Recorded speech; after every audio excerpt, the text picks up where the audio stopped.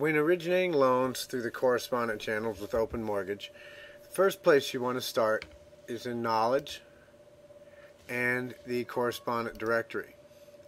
First, I recommend that you read the broker versus banker document, as this will help explain some of the differences in the two processes. One of the analogies in this file compares closing loan as a broker to like having a bachelor's degree, and then the skill set of moving forward and efficiently functioning as a banker more like obtaining your master's. So please read broker versus banker. You are responsible for certain things that you may not have been responsible for before, such as executing your 4506Ts and flood certifications, amongst many of the other requirements that you will need to be responsible for closing loans correspondent.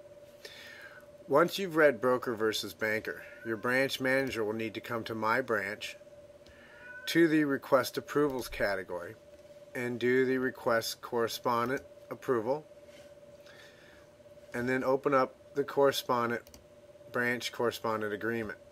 There are a couple things in here I'd like to draw your attention to. First, when closing a loan correspondent, there's more risk of having to buy back a loan if the investor has problems with the loan. Open requires that the originating branch and loan officer share this risk to the extent of their benefit. So on a given loan, if the branch and loan officer made $4,000 on commission and Open had to repurchase the loan from the investor, if Open's loss was $2,000, the branch would be charged the $2,000 to cover that loss. However, if the loss was $10,000, for example, the maximum amount that branch could be charged is the extent that they benefited on the loan, which in this case would be $4,000.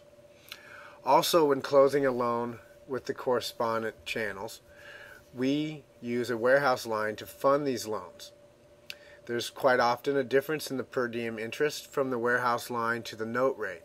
So in our example in the agreement, if the warehouse line is prime plus 3 or plus 4%, and the note rate is 21, with the interest rate on the warehouse line being 25, that leaves a per diem difference of $4. And if the loan sits on the warehouse line for 9 days, 9 times 4 is $36, reducing the branch's income by that amount.